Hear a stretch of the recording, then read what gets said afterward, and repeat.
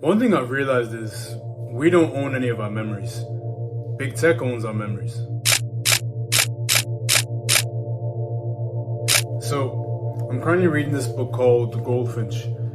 I picked up this book for free actually, whilst I was on a walk. I was just outside this charity shop and they're giving away books for free, and this one kind of caught my eye, The Goldfinch.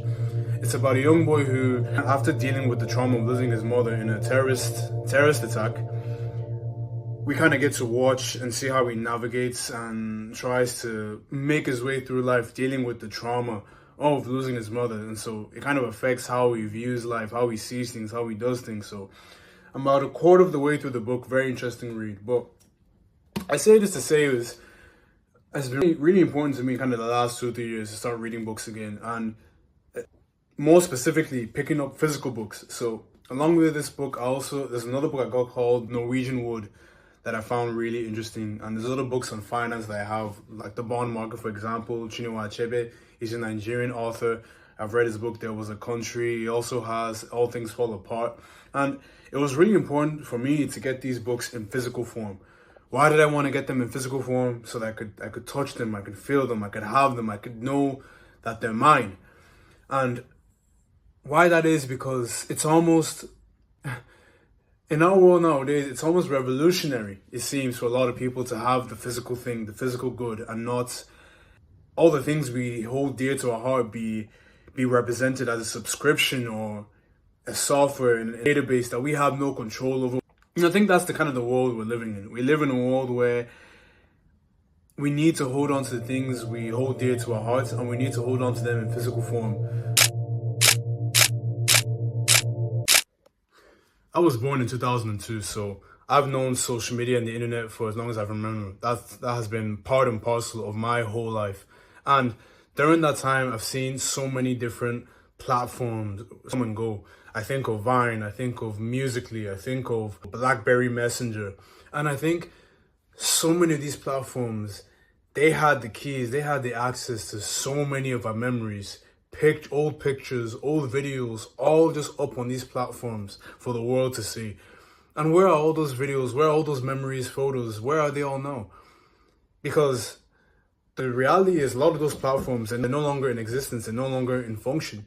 And the reality is it would be naive for us to think that that can't be the same. That can't happen to the things we deem popular today. Instagram, TikTok, Facebook, X, or Twitter, however you want to call it. So much of who we are and what we think and what we represent and what we believe in, our photos and our videos, they're all on these platforms.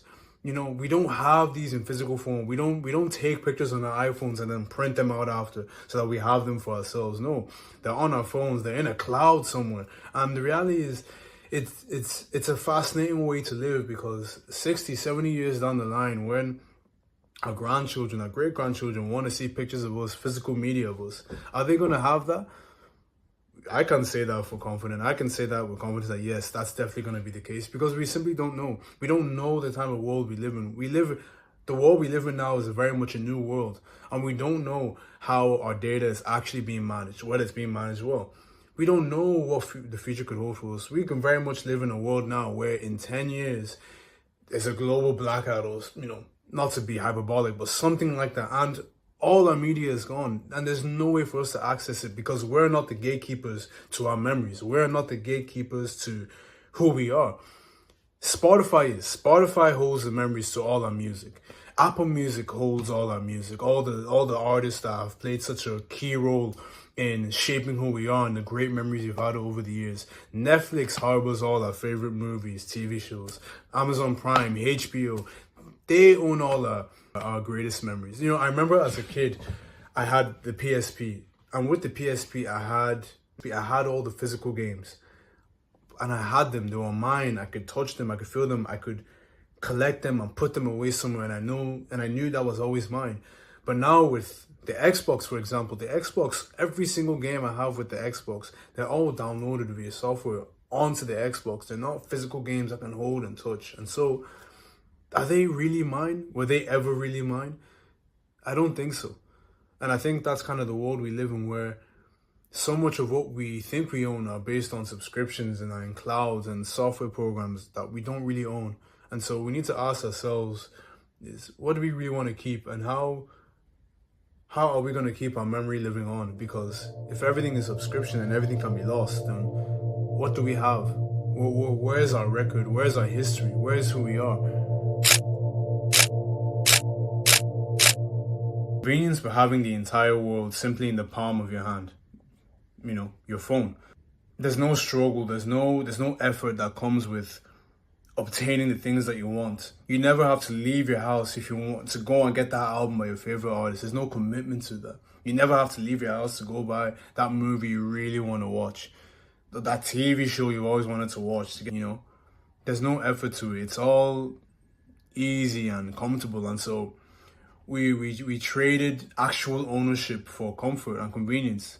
We've all done it, and we're not here to villainize each other. I'm not here to villainize anyone or criticize anyone. I just think that's the reality, and I think it's something maybe we should have another think about. In terms of where we can, could we maybe get the physical thing? Instead of maybe having a book on Kindle, could we get the physical book? If it's an artist you really like, an album you really love, could you get the physical album or vinyl? You don't even have to use it, but just to know that you have it and it's yours, and it's a memory that you can pass on to your kids or your grandkids, or even just your friends, whoever you know, that this is what I enjoyed, this is who I am here, and it's yours. I think there's a beauty in that, being able to point to someone and say, this is who I am. I don't think we really have that at the moment. I can't really say who I am in terms of the things I've found interesting, I've loved when it comes to music, because it's all on a platform that I have no ownership over. And if it dropped tonight, it'd all be gone. And so, where we can, I think we should try and own physical media. I want to try to anyway, because I don't know what could happen tomorrow, and I don't want to leave that up to chance.